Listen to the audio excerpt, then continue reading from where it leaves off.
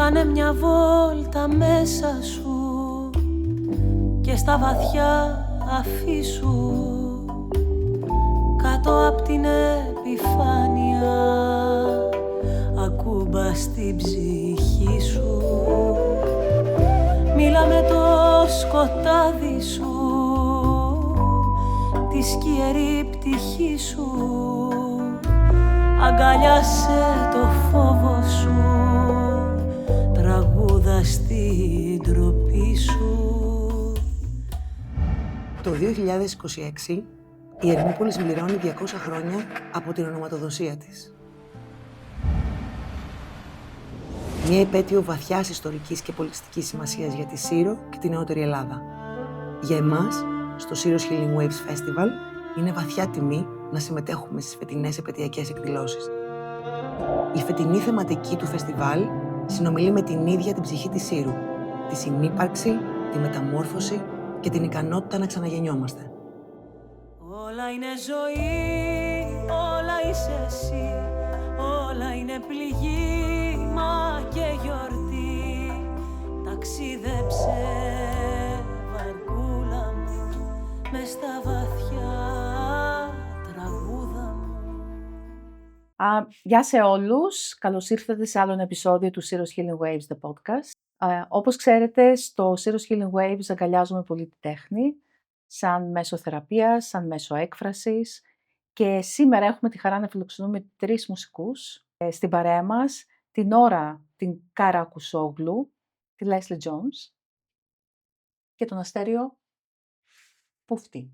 Είστε και οι 3 μουσικοί. Καλώς ορίσατε. Καλώς σας βρήκαμε. Νόρα, θα ξεκινήσω με σένα. Πες μας λίγα πράγματα για σένα.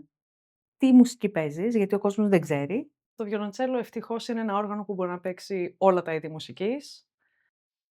Ξεκίνησα με κλασική εκπαίδευση, αυτό που θέλαμε, κλασική εκπαίδευση στο βιολοντσέλο, αλλά έχω παίξει και μπιθικότσι, έχω παίξει και jazz, έχω παίξει και musical, αλλά τον περισσότερο χρόνο ως μέλος της Κρατικής Ορχήστρας Αθηνών παίζω ρεπερτόριο συμφωνικό, μουσική δωματίου με συναδέλφους και μετά όταν είμαι τυχερή βρίσκεται μια συγκυρία όπως αυτή που έχουμε εδώ τώρα που μπορώ να παίξω μουσική για 3 βιολοντσέλα.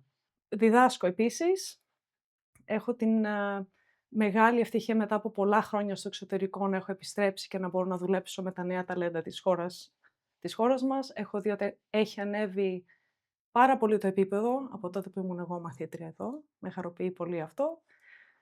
Και επίσης ένα μεγάλο μέρος της δουλειάς μου είναι η μεθοδολογία Practice Cure που έχω δημιουργήσει, που έχει να κάνει με τη μελέτη και τη μάθηση και πώς διαχειριζόμαστε τον εαυτό μας στα πλαίσια της μάθησης και της προετοιμασίας σε αυτόν τον πολύ μοναχικό χώρο που λέγεται Practice Room. Εκεί που είμαστε μόνοι μας και πρέπει να διαχειριστούμε τον εαυτό μας, τον ψυχισμό μας και την προετοιμασία για συναυλίες. Πάρα πολύ ωραία. Και θα σου κάνω ερωτήσεις μετά γι' αυτό συγκεκριμένα, γιατί είναι πολύ ενδιαφέρουσα αυτή η προσέγγιση. Leslie? Γεια σας. Ναι, ήρθα στην Ελλάδα στην 1991.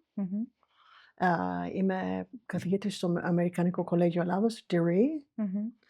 Και έπαιξε στη Καμαράτα και ορχήστρα των χρωμάτων, συμφωνική μουσική και κουαρτέτ, πιάνο τρίο και μ' αρέσει πάρα πολύ μουσικά, chamber music και ειδικά cello ensemble. Και έχω κάνει, how do you say, arrangements. Μεταγραφές ή διασκευές. Μεταγραφές. Έχω κάνει μεταγραφές για 3 cello, 2 cello. Το οποίο θα παίξουμε στη συναυλία, μερικές από αυτές. Είσαι στο κατάλληλο μέρος, με τους κατάλληλους ανθρώπους. Στέρι? Εγώ γεννήθηκα και μεγάλωσα στην πόλη του έρωτα, εκεί που τραγουδάμε λα στη Θεσσαλονίκη. Ξεκίνησα εκεί τα πρώτα μου βήματα στη μουσική. Είμαι από άκρος μουσικό περιβάλλον. Ο πατέρας μου ήταν μαθηματικός και η μητέρα μου καθηγήτρια αγγλικών, αλλά είχαν πολύ μεγάλη αγάπη για τη μουσική, η οποία υπήρχε στο σπίτι και σε δίσκους και σε κασέτες και σε μπομπίνες. Για τους νεότερους αυτά είναι λίγο πριν το CD. Υπήρχαν αποφάσεις ο μαέστρος του Νέου Οδείου Θεσσαλονίκης και της Κρατικής Ορχήστρας Θεσσαλονίκης, Κάρολος Τρικολίδης, να πάω στο τσέλο. επειδή με είδε έτσι ψηλό και εύσωμο για την ηλικία μου. Και ασχολήθηκα με το βιολοντσέλο, σπούδασα στην Αγγλία και τα τελευταία περίπου 23 χρόνια βρίσκομαι στο δυναμικό της Κρατικής Ορχήστρας Αθηνών. Παράλληλα, είμαι και μέλος ενός πολύ γνωστού κουαρτέτου που λέγεται Aenaon, κουαρτέτο των Χόρδων. Έχει προκύψει και αυτή η εξαιρετική συγκυρία με τα κορίτσια εδώ να κάνουμε μουσική. Έχω και οικογένεια, έχω 2 παιδιά, 1 σύζυγο, 1 σκύλο και επίσης ταξιδεύω σε όλους τους χώρους της μουσικής όπου μπορώ ή όπου κάποιος χρειάζεται τις υπηρεσίες μου και όπου μπορώ να προσφέρω το κάτι της ώστε να διαμορφώσω έναν διαφορετικό ήχο. Επίσης παίζω και μπουζούκι. Παίζει και μπουζούκι, εντάξει. Ορίστε, με το μπιθικότσι. Ναι. Έτσι. Υπάρχει μια ταύτιση. Πάντως και οι 3 είστε dedicated, που λέμε. Είστε πολύ αφοσιωμένοι στο κομμάτι της μουσικής. Δηλαδή φαίνεται αυτό, είναι πολύ πηγαίο. Βγαίνει και από τους 3 σας η αγάπη που έχετε για τη μουσική. Προσπαθούμε τουλάχιστον εγώ, αλλά θεωρώ και τα κορίτσια, κοινωνικά να μην κολλάμε πολύ στη μουσική για να έχουμε και αντίληψη για τους υπόλοιπους χώρους.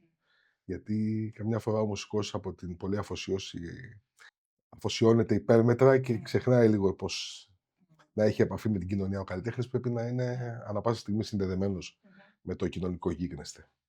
Εντάξει, και μερικές φορές με ρωτάνε μετά από συναυλίες πώς ξεκίνησα τσέλο. Και για μένα η ερώτηση είναι γιατί το συνέχισα. Περισσότερο με το γιατί το ξεκίνησα. Είναι ένας τρόπος ζωής η μουσική και μας διαμορφώνει, υπάρχει σχεδόν απόλυτη ταύτιση.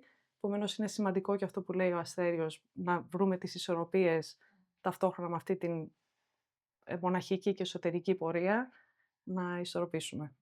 Άρα υπήρχαν στιγμές ίσως, βάσει αυτών που λες, που ένιωσες ότι δεν μπορούσες να συνεχίσεις. Βέβαια. Πολλές φορές. Πολλές φορές, κυρίως στα πρώτα βήματα.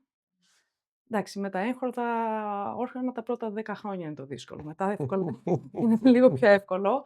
Και εκεί είναι πολύ σημαντικός και ο ρόλος του δασκάλου και του γονιού. Και αυτό με terms and conditions. Γιατί δεν είναι Με όρους και προϋποθέσεις. Όρους και προϋποθέσεις, γιατί εγώ πολλές φορές ήθελα να σταματήσω. Άρα ήταν οι ώρες σκληρής δουλειάς και η απομόνωση, είναι combination of both. Ναι, συν του ότι είναι πολύ δύσκολο κανείς να αποφασίσει να συνεχίσει κάτι στο οποίο δεν είναι καλός ακόμη. Και εκεί χρειάζεται στήριξη και χρειάζεται και να κοιτάξει κανείς εσωτερικά. Όσο μπορεί να κοιτάξει ένα παιδί 6, 8, 10, 12, 15 ετών. Και εκεί είναι που γίνονται μερικές παρεξηγήσεις που κάποιος μεγαλύτερος μπορεί να πει όχι, πρέπει να συνεχίσεις, πρέπει να μελετάς, ενώ μέσα υπάρχει αντίσταση. Το οποίο είναι και σπουδαίο μάθημα αυτό γενικά. Έτσι, το πώς επιμένουμε παρότι δεν έχουμε μπροστά μας την απόδειξη. Άλλες φορές βέβαια πρέπει κανείς να σταματήσει. Υπάρχει και ο στίχος του ποιητή που λέει το πιο βαθύ σκοτάδι είναι πριν την αυγή. Αυτό έχει συμβεί πάρα πολλές φορές στην καλλιτεχνική μας πορεία. Αυτό σημαίνει να θέλω να το παρατήσω λίγο πριν. Ναι. Έτσι, κάνω αυτό που θέλω να κάνω. Θα μπορούσε. Θα μπορούσε να είναι πολύ κοντά. Δεν σημαίνει ότι είναι απαραίτητα λίγο πριν την αυγή, γιατί μπορεί να συνεχιστεί το σκοτάδι. Και έχει βασανιστεί πολλοί κόσμος με το λάθος τρόπο να προσπαθεί να το καταφέρει αυτό. Εγώ θεωρώ ότι είμαι πολύ τυχερή που οι συγκυρίες το έφεραν ώστε να μην σταματήσω. Είχα τη στήριξη και είμαι εδώ σήμερα. Έχω την τύχη. Δηλαδή η αυγή είναι αυτού του είδους οι συνεργασίες που δεν τις ήξερα όταν ήμουν 9-10 ετών. Τώρα θα οδηγηθώ σε έναν λίγο ακραίο παραλληλισμό, αλλά θεωρώ ότι η ενασχόληση με τη μουσική είναι λίγο σαν την ενασχόληση του μαθηματικού με τα άλυτα προβλήματα του σύμπαντος.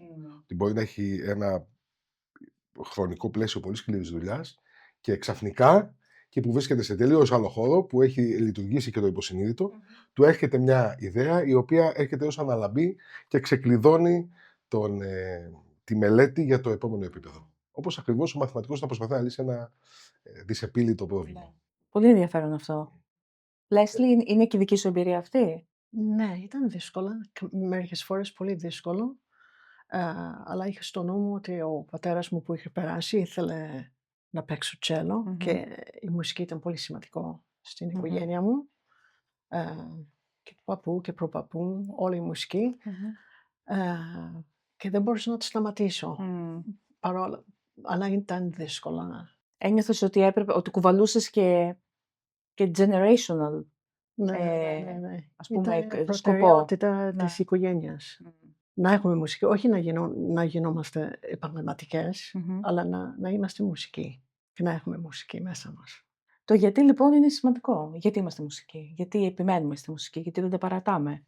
Ο Νίτσε λέει ότι χωρίς την μουσική η ζωή θα ήταν ένα λάθος.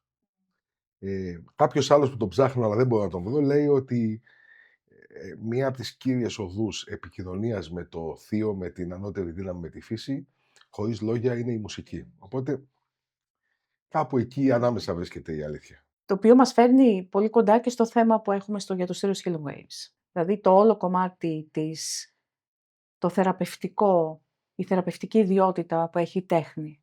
Γιατί αγγίζει και άλλα κομμάτια μας.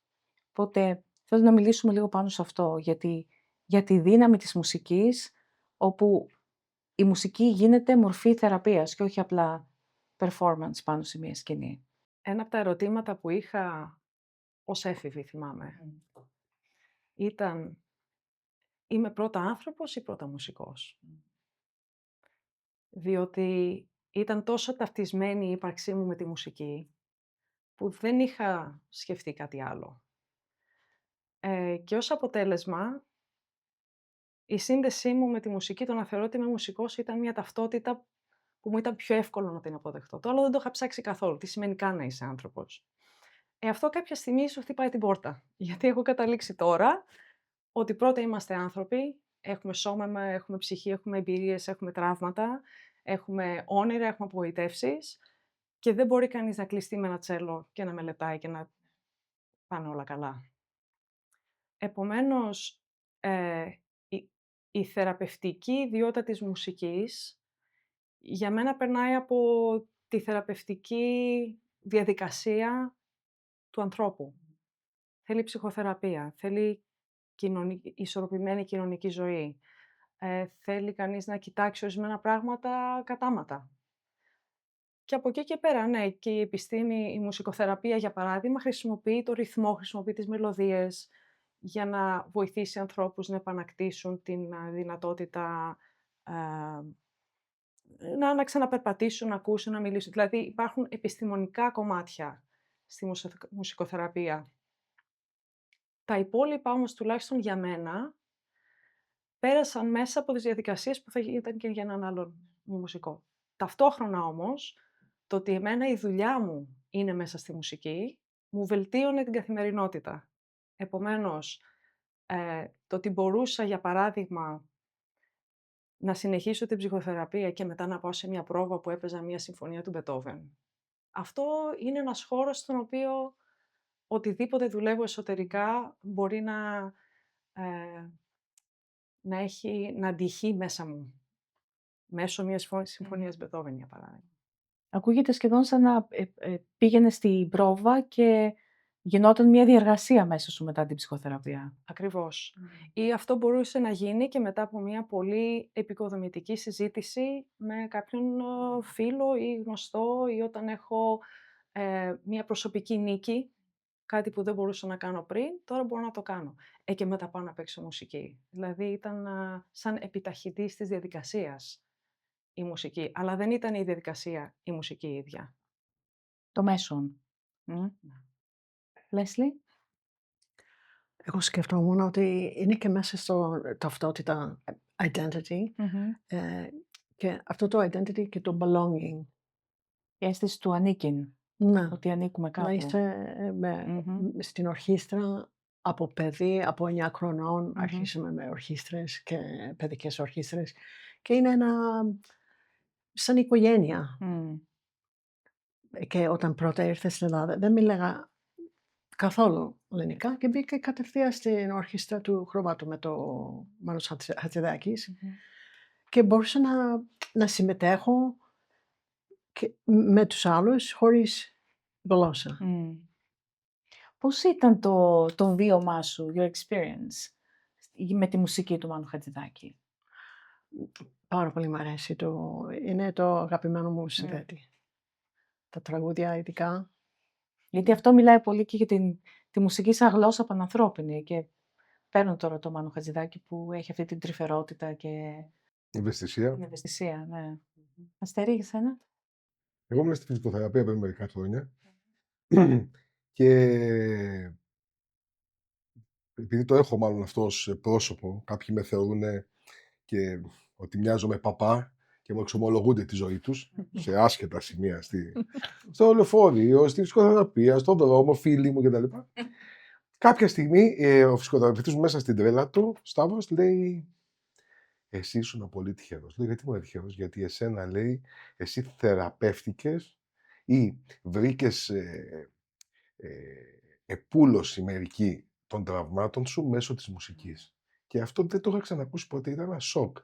Και μετά κάθισα μια μέρα που είχα χρόνο και σκεφτόμουν από πόσα πράγματα με έχει σώσει το ότι ασχολήθηκα με τη μουσική. Δηλαδή πόσες διεξόδους βρήκα στις δύσκολες στιγμές, εκεί που, όπως λέει ένας αγαπητός συνάδελφος, λίγο πριν εισέλθεις στο δωμάτιο του θυμού και δεν ελέγχεις τίποτα, πόσο η μουσική μπόρεσε και με έσωσε και με κράτησε να μην περάσω σε ένα στάδιο στο οποίο, ας πούμε, δεν έχω έλεγχο των κινήσεων, είτε ως έκρηξη, είτε ως θυμό, είτε ως ή ακόμα και ως δυσκολία, γιατί ο δρόμος της μουσικής, ειδικά για μας τους εγχώριους, έχει πολλά σκαμπανέβαστα. Εμείς μέχρι να καταφέρουμε να πετύχουμε, ας πούμε, την ορθοτονία, αυτό που λέμε, το σωστό τόνο, γιατί δεν έχουμε τάστα, θέλει τουλάχιστον μια πενταετία-εξαετία και υπάρχουν και πολλοί που μπορεί να μην το καταφέρουν και ποτέ. Πάω πίσω σε αυτό που είπε η Νόρα, έτσι. Είναι σε αυτές εκεί- τις στιγμές που αρχίζεις και να ρωτιέσαι. Και εκεί εγώ πιστεύω ότι περισσότεροι που σπουδάσαμε εδώ τα πρώτα χρόνια της ζωής μας, ήμασταν σε μεγάλο βαθμό στον αυτόματο και σε μεγάλο βαθμό στο προσωπικό ταλέντο του καθενός.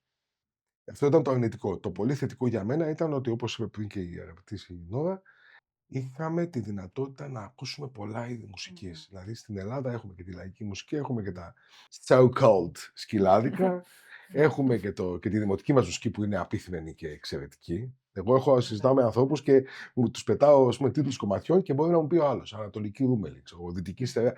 Πράγματα φοβερά το που εμείς το κοιτάς σαν εξωγήινο.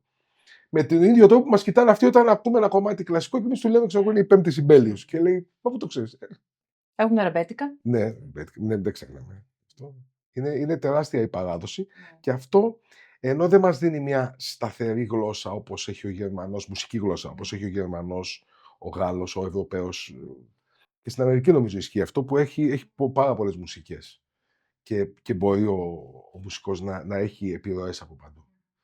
Και καλό είναι αυτό, να μην οδηγείται ο μουσικός μόνο αυστηρά κλασικά ή αυστηρά λαϊκά, να έχει όλη την γάμα των ακουσμάτων, ώστε να μπορεί, και αυτή είναι και βέβαια η δυσκολία η μεγάλη στον τομέα μας, να μπορέσεις να τοποθετήσεις τον κάθε συνθέτη στο σωστό κάδρο.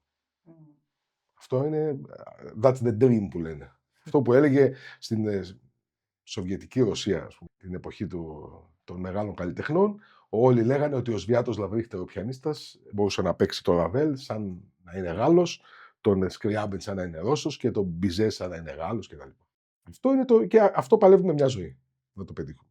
Φτάνετε κοντά, πιστεύετε, να το καταφέρετε? Κάποιες φορές το πετυχαίνουμε, κάποιες φορές έχουμε αυτή την παταγώδη επιτυχία που λέει και άσχημα. Αλλά πρέπει να είμαστε εκεί για να το παλέψουμε, γιατί... Και επίσης και να το πλησιάσουμε είναι και πάλι υποκειμενικό. Γιατί και να πω εγώ ότι πλησίασα αυτό που πιστεύω ότι είναι ο Μπετόβεν, θα βρεθούν άλλοι 5, 10, 15, 200, οι οποίοι θα πούνε όχι, γιατί αυτό το δέσιμο και αυτή η νότα δεν είναι ακριβώς έτσι. Επομένως υπάρχει πολύ περιθώριο κανείς και να βρει τον εαυτό του, αλλά πρέπει να έχει και στεγανά και όρια, γιατί δεν είναι πάντα φιλικό το περιβάλλον, με την έννοια ότι επειδή δίνουμε όλο μας τον εαυτό, έχουμε ξεκινήσει από τα 4, από τα 5, παίρνει 5-10 χρόνια να βρούμε τη σωστή νότα, λογικό είναι όλοι μας να θέλουμε να προστατεύσουμε αυτό το οποίο έχουμε χτίσει. Αλλά δεν νομίζω ότι υπάρχει απόλυτο σωστό, και όταν υπάρχει συνθέτηση, κομμάτι στο οποίο που μας δίνει χώρο να αναπτυχθούμε, εγώ πιστεύω ότι είναι καλό κανείς να το κάνει αυτό και να μην είναι απλά έπαιξα τις νότες, σηκώνομαι και φεύγω. Δηλαδή και αυτό είναι και μέρος της θεραπευτικής διαδικασίας, ότι έχουμε την τύχη να παίζουμε έργα τα οποία είναι πολύ συνειδητά γραμμένα. Η κάθε νότα, ο κάθε συνδυασμός οργάνων δεν είναι τυχαίος. Και εκεί είναι ένα ασφαλές περιβάλλον κανείς να βρει τον εαυτό του.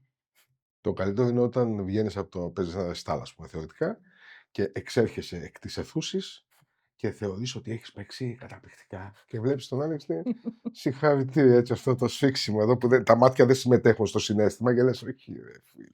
Ευτυχώς, δόξα τω Θεώ, είμαστε στην εποχή του βίντεο. Οπότε, και άλλες φορές που βγαίνεις και είσαι τόσο απογοητευμένος και έρχεται και σου λέει, τι έπαιξε σήμερα, ρε. Οπότε, όπως έχει πει και ο Ρίχαρντ Βάγκνερ, τώρα χρησιμοποιώ coach κακώς, αλλά ο κάθε ένας από το κοινό μπορεί να είναι ένας άσχετος. Αλλά όλοι μαζί συνθέτουν αυτή την παραδοσιακή ζωοδότρια και ζωογόνο δύναμη του κοινού που μπορεί να τοποθετήσει τον καλλιτέχνη ψηλά.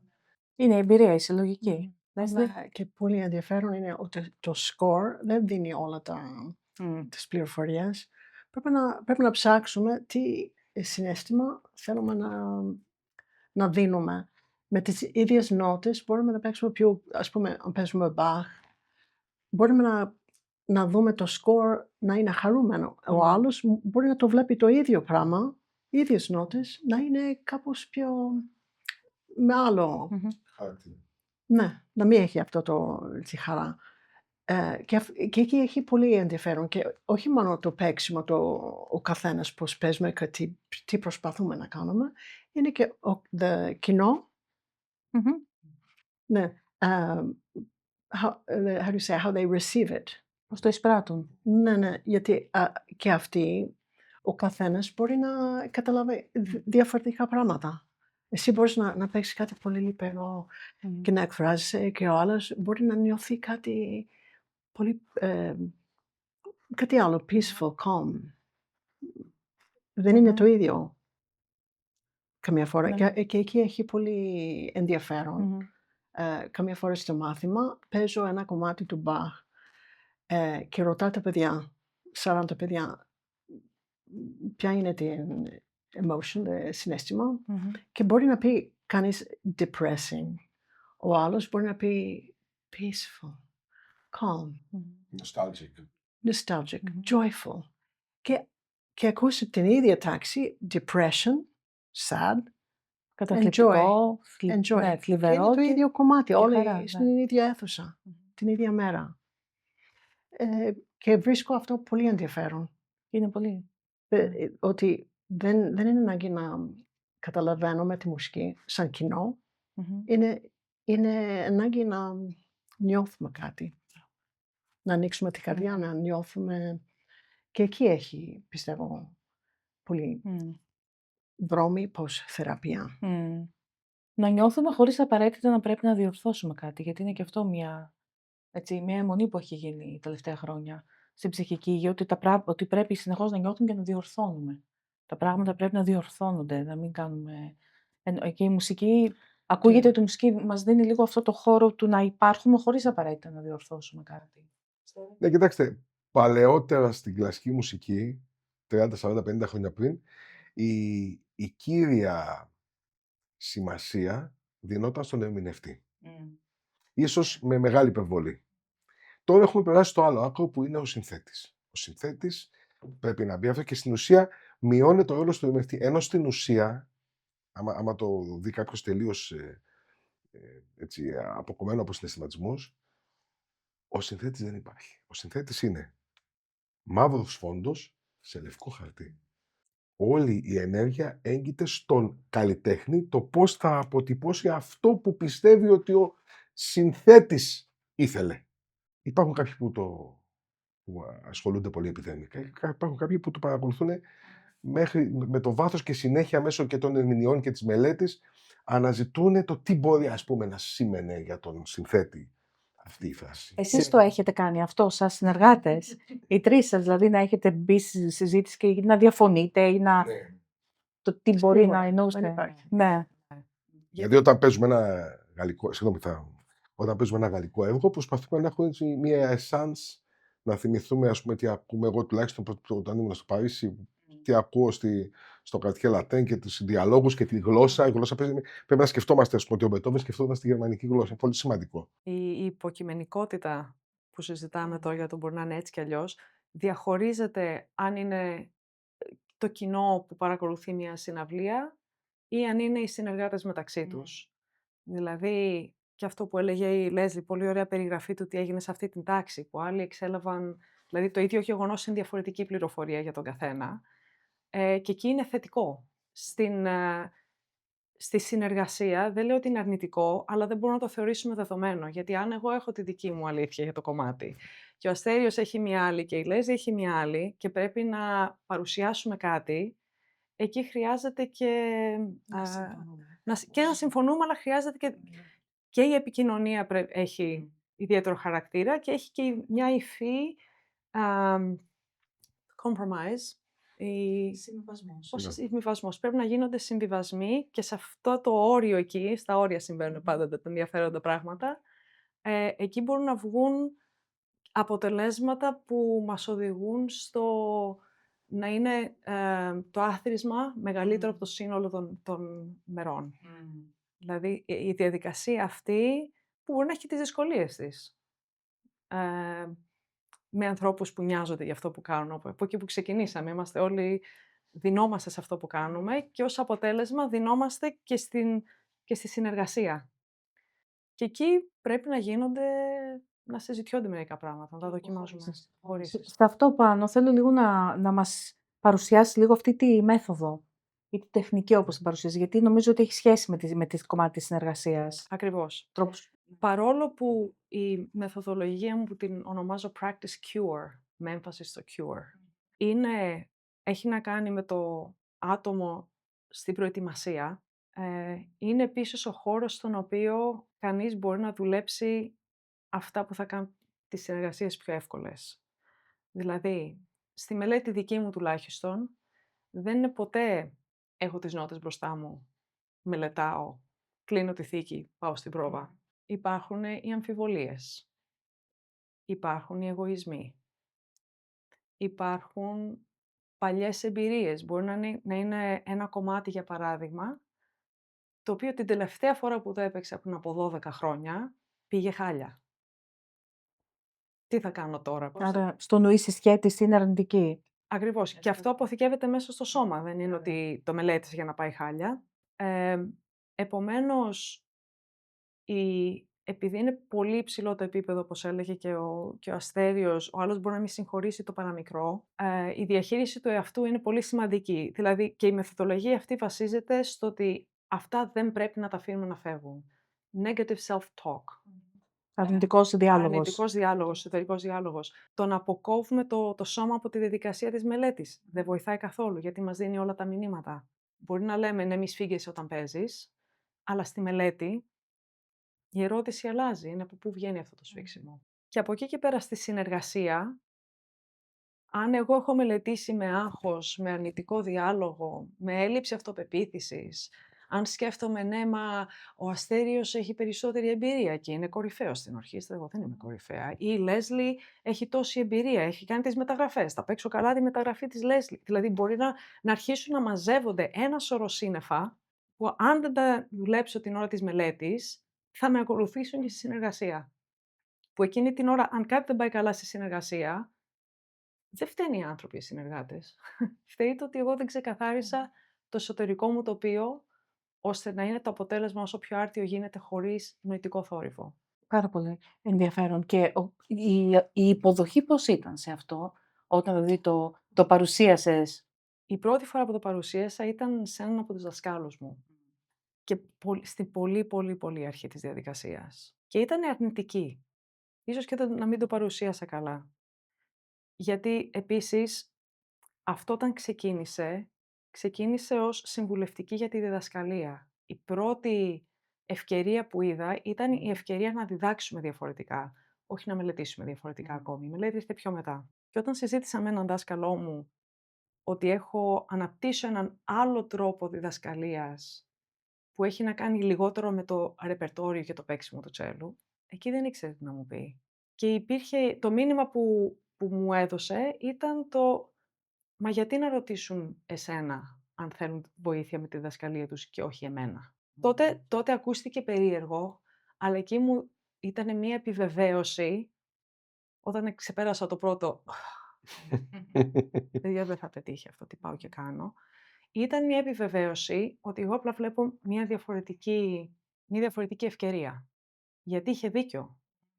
Είχε δίκιο ότι αν κάποιος ήθελε να μάθει για το πιο υψηλό ρεπερτόριο, δεν μπορεί να καταφέρει κάτι, λογικό να πάει εκεί. Αλλά είδα ότι υπήρχε και μια ευκαιρία για μένα προσωπικά, αλλά και μια ευκαιρία για κάτι που δεν διδάσκεται, το οποίο εγώ θεωρώ ότι είναι σημαντικό.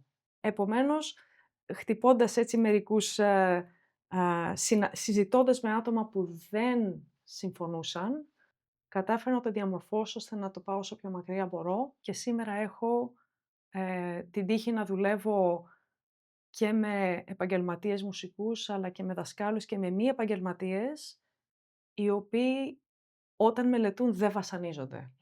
Που για όποιον γνωρίζει τι είναι μελέτη, και εδώ πέρα γνωρίζουν πολύ καλά, το να μην βασανίζεσαι στη μελέτη είναι μεγάλο θέμα. Και κάνω ό,τι μπορώ. Τι είναι, Λέσλι, για σένα αυτοφροντίδα τι είναι, γιατί μιλάει για αυτοφροντίδα, self-care η Νόρα. Εσύ στη μελέτη. Self-care και μελέτη. Είναι mutually exclusive αυτά. Το ένα αποκλεί το άλλο.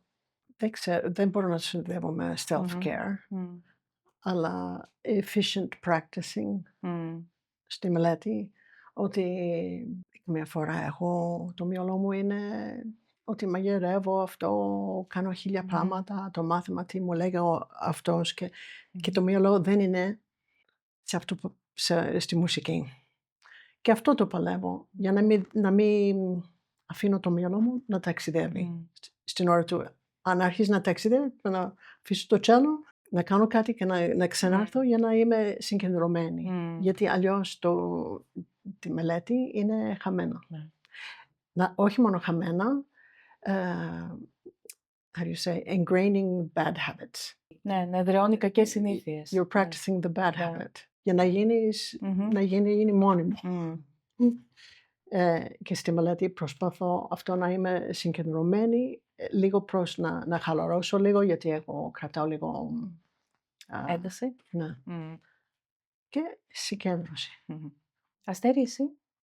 Όσο περνάνε τα χρόνια, όλο και δυσκολεύουν τα πράγματα. Η προσωπική μου άποψη, δεν ξέρω αν συμφωνεί κάποιος έτερος, αλλά είναι ότι ζούμε σε μια ταραγμένη εποχή. Σε μια φοβερά φασαριόζα πόλη, κεφάλτιση. Κόρνες, φωνές.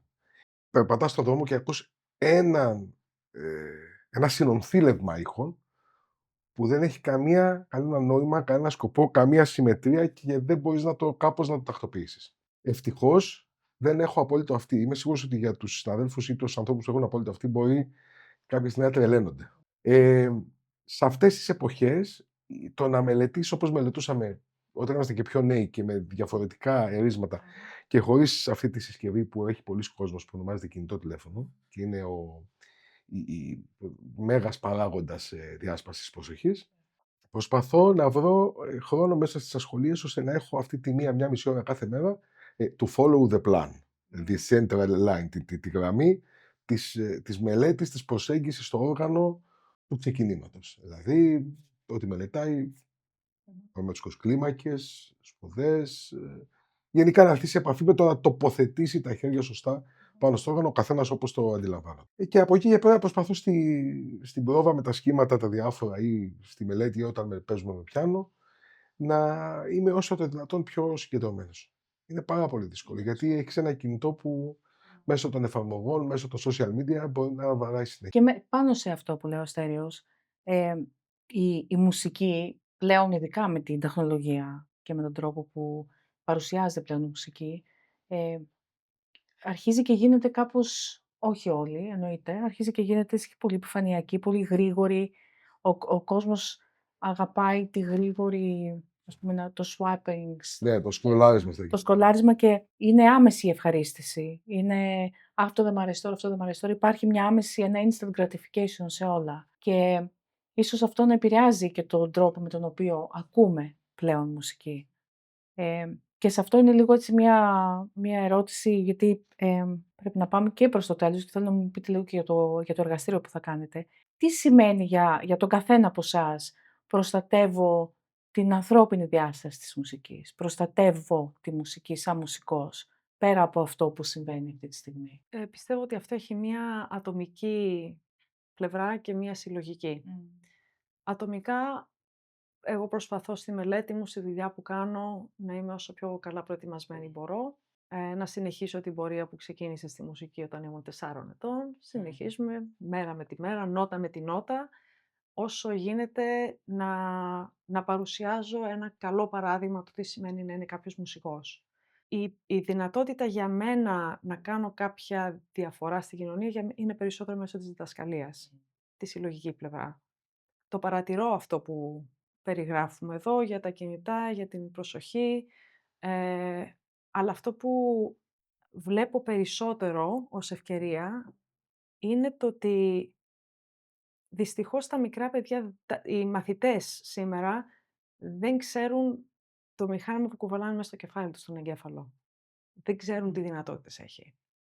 Και αν μπορούσαν να καταλάβουν ότι είναι απείρως πιο εξελιγμένο και εντυπωσιακό από το κινητό, τότε το να το συνδέσουμε αυτό το εξαιρετικό όργανο που έχουμε με τη μουσική μπορεί να είναι θαυματουργό.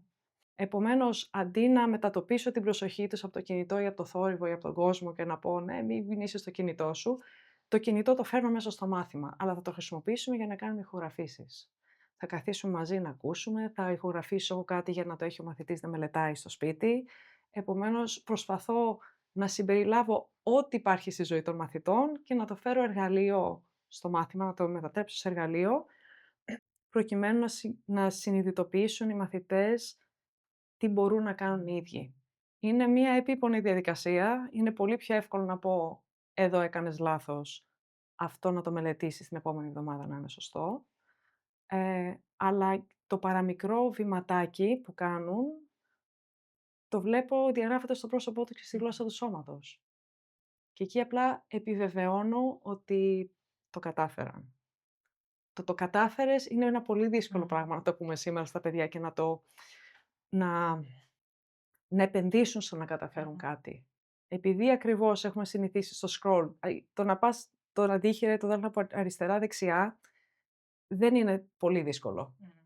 Το να πας το πρώτο δάχτυλο από τη μία θέση στην άλλη σωστά, όμως με καλό ήχο, είναι πολύ πιο δύσκολο και τα παιδιά το καταφέρνουν. Και όταν το καταφέρνουν, μετά καταλαβαίνουν τι δυνατότητες έχουν. Και αυτό χτίζεται μετά. Έτσι. Αν όλα πάνε καλά και δεν σταματήσουν. Και δεν σταματήσουν. Γιατί εκεί, αυτό που λέγαμε πριν, πάμε ξανά σε αυτό, γιατί να μην σταματήσει κάποιος. Εννοείται. Και εκεί χρειάζεται καθοδήγηση και υπομονή. Leslie, your take? Θα συμφωνήσω με τον Ωρα. Για τα παιδιά, είναι δύσκολη εποχή, ειδικά μετά από το COVID και πολλά τηλέφωνα και τα λοιπά.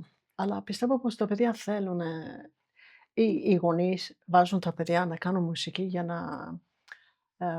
να παλεύουν αυτό να έχουν time, physical time, με αθλητισμό και με τη μουσική και βοηθάει τα παιδιά. Γιατί δεν είναι μόνο αυτό, είναι και για τα παιδιά να καταλαβαίνουν τι νιώθουν αισθηματικά, Αισθηματικά. Emotional, their own emotions. Μες στη μουσική, στο ντυρί, έχω καταλάβει με τα παιδιά, είναι αρκετά παιδιά που λένε πως they self-medicate with music. Ότι χωρίς τη μουσική δεν μπορούν και ακούνε τη μουσική για να κάνουν πιο γρήγορα τα πράγματα, να κάνουν πιο αργά τα πράγματα, να νιώθουν ok. Και είναι αρκετά παιδιά που δεν παίζουν μουσική, αλλά είναι πολύ σημαντικό για αυτούς. Και η επαφή, δεν χρειάζεται να παίζεις, και η επαφή με τη μουσική όταν έχεις αυτή την υπομονή, αυτό λες. Όταν φεύγουμε από το ακούω μόνο για να περάσει η ώρα, ακούω μόνο γιατί κάνω scrolling. Ναι, αλλά ναι, πραγματικά δεν έχουν πολύ υπομονή, αλλά κάνει καλό να προσπαθούμε. Και εμείς που έχουμε και τηλέφωνο δεν έχουμε υπομονή. Ναι. Εγώ όταν μελετάω δεν έχω το τηλέφωνο κοντά. Δεν είναι στην ίδιο δωμάτιο. Πώς προστατεύουμε τη μουσική? Προσπαθώ πάντα να αποτυπώσω με ενέργεια, γιατί για μένα η ενέργεια στη μουσική είναι το νούμερο ένα, την κάθε στιγμή να υποδηθώ το ρόλο, όπως ο ηθοποιός, που χρειάζεται για το συγκεκριμένο σχήμα. Αλλιώς θα παίξω με το τρίο, αλλιώς με το κουαρτέτο, αλλιώς όταν παίζω ένα ρεσιτάλ μόνος μου, αλλιώς όταν παίζω με μια ορχήστρα ως σολίστ, αλλιώς μέσα στην ορχήστρα. Πρέπει ο μουσικός να είναι ηθοποιός, να μπορέσει να υποδηθεί τον κάθε ρόλο ξεχωριστά. Και να μην σταματάει την αναζήτηση. Αιώνιος μαθητής. Γιατί το πιο όμορφο σε αυτό το ταξίδι είναι όχι μόνο αυτό που παίζουμε οι τρεις μας, αλλά και πώς αισθάνεται ο καθένας την άβρα του άλλου, που είναι κάτι για το οποίο δεν μπορείς πραγματικά να μιλήσεις γι' αυτό. Δηλαδή αυτό απλά το βιώνεις εκείνη τη στιγμή, πώς, και καταλαβαίνω εγώ, ας πούμε, με τους συνεργάτες μου, πάντα καταλαβαίνω αν είναι σε ευχάριστη διάθεση, είναι distress, και πάντα προσπαθώ να βγάλω το καλύτερο δυνατό αποτέλεσμα. Στη Σύρο τι θα κάνετε μαζί μας, για πείτε μας. Θα υπάρχει μία συναυλία η οποία το ότι είναι 3 βιολοντσέλα, την κάνει ήδη ξεχωριστή, αλλά θα είναι ένα πρόγραμμα με πολλή ποικιλία, αλλά επίσης θα κάνουμε και ένα διαδραστικό εργαστήριο, το οποίο θα έχει ως βάση τον αυτοσχεδιασμό. Ο αυτοσχεδιασμός για εμάς τους εντός εισαγωγικών κλασικούς μουσικούς θεωρείται ως κάτι που μας τρομάζει, που δεν υπάρχει ουσιαστική εκπαίδευση, αλλά είναι ένα απαραίτητο στοιχείο για την εξέλιξή μας, αλλά και για αυτό που μπορούμε να πούμε με το όργανο, για να μεγιστοποιήσουμε αυτά που μπορούμε να πούμε ως μουσική. Ο αυτοσχεδιασμός είναι πολύ βασικό κομμάτι. Υπάρχει μια ελευθερία, υπάρχει η ιδιαίτερη φωνή του καθενός και μπορεί ο κανείς να αυτοσχεδιάσει μόνος του, αλλά εδώ πέρα θα είμαστε 3 φωνές. Βασικό στοιχείο του αυτοσχεδιασμού είναι ότι δεν έχει γραφτεί κάτι. Το δημιουργούμε εκείνη τη στιγμή.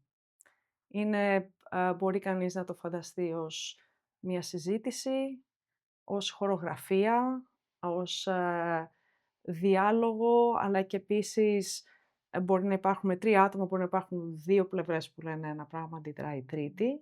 Επομένως, ο σκοπός μας είναι να δείξουμε όσες περισσότερες πτυχές γίνεται αυτών των δυναμικών που αναπτύσσονται. Πάντοτε χρησιμοποιούνται στους ήχους του βιολοντσέλου. Και το βιολοντσέλο μπορεί να παράξει πολλούς ήχους που ο κόσμος μπορεί να μην γνωρίζει. Δεν είναι πάντοτε το σοκολατένιο βελούδο των μελωδιών και της ρομαντικής βραδιάς με τα άστρα και τα τριαντάφυλλα. Αλλά προϋποθέτει ο καθένας να έχει μια σιγουριά για αυτό που θέλει να πει. Στον αυτοσχεδιασμό η αμφιβολία δεν βοηθάει καθόλου. Και απ' την άλλη, στον αυτοσχεδιασμό δεν βοηθάει και ο εγωισμός. Κάπου ανάμεσα στην αμφιβολία και τον εγωισμό ή την υπεροψία βρίσκονται και οι μηχανισμοί που δημιουργούν μια συνεργασία ανάμεσα σε 3 δυναμικές φωνές. Επομένως, θα δείτε, δεν μπορούμε να σας τα πούμε όλα τώρα. Ναι, όχι, θα το δούμε από κοντά. Ναι. Θα τα δείτε από κοντά, αλλά είναι για μένα το τέλειο περιβάλλον για να ακουστεί καλή μουσική. Είμαι σίγουρη ότι αυτό που θα παίξουμε θα είναι μουσικά άρτιο. Και είναι ουσιαστικά η τέχνη της συνεργασίας. Κατανόησης, πρέπει να ακούσουμε για να το σχεδιάσουμε. Δεν μπορώ εγώ να πάω και να πω για να προετοιμάσω τι θα παίξω. Γιατί αυτό θα ήταν σαν να έχω γραμμένες τις νότες. Δεν είναι αυτοσχεδιασμός να πω τι να παίξω, να προετοιμάσω μερικές ιδέες για να έχω να ρίξω μια πενιά περίεργη έτσι. Μπορεί κανείς να δείξει κακό χαρακτήρα κάποιος στον αυτοσχεδιασμό. Αλλά εμείς πιστεύω ότι θα δείξουμε τον καλύτερό μας σε αυτό. Επίσης το καλό είναι ότι με τα κορίτσια εδώ, επειδή έχουν εμπειρία και από άλλες μουσικές, μπορούμε να συνοηθούμε κατευθείαν στο που ξεκινάμε, που σταματάμε. Πολλές φορές αυτό στην ορχήστρα είναι πολύ δύσκολο. Δηλαδή, να σταματήσει μια ορχήστρα και να βρεθούμε, να πούμε από πού θα ξεκινήσουμε, μπορεί να πάρει και 2 λεπτά. Ενώ σε εμάς θα πάρει 4-5 δευτερόλεπτα. Γιατί μπορούμε να συνοηθούμε πρώτο θέμα, δεύτερο θέμα, επειδή έχουμε εμπειρία και από όλες τις μουσικές. Η Λέσλι έχει και καταγωγή από το Δηλαδή έχει όλη στο αίμα της όλη την τεράστια παράδοση της μουσικής κεντρικής και ειδικά του Μεξικού. Και η αλήθεια είναι πως το ότι βρισκόμαστε εδώ σήμερα σχετίζεται άμεσα με αυτό που συζητούμε. Γιατί όταν κάναμε τη συναυλία, αυτό που ήρθε ως η πιο δυνατή εντύπωση ήταν η συνεργασία που είχαμε και πώς γνωρίζαμε ο ένας, έπαιρνε τη μία φράση, ο ένας τη συνέχιζε, ο άλλος, και έγινε αυτό με γραπτή μουσική, την οποία είχαμε δουλέψει και την είχαμε κάνει πρόβες, και αυτό είναι τώρα το επόμενο επίπεδο, στο οποίο θα φεθούμε ελεύθεροι να συνομιλήσουμε χωρίς να έχουμε τη γραπτή μουσική. Εξαιρετικό. Ανυπομονούμε να το δούμε αυτό και πολλοί κόσμος. Οπότε θα σας δω όλους στη Σύρο από κοντά να κάνουμε και τους αυτοσχεδιασμούς μας. Ευχαριστώ που ήρθατε σήμερα. Εμείς μας. ευχαριστούμε. Ξεπεράσαμε την όνομα, δεν πειράζει. Ελπίζω να περάσετε ένα υπέροχο καλοκαίρι και να είστε έτοιμοι τον Οκτώβρη. Για όλους εσάς στο σπίτι, σας ευχαριστούμε που παρακολουθήσετε άλλο ένα επεισόδιο. Θα τα πούμε σε ένα επόμενο. Καλή συνέχεια.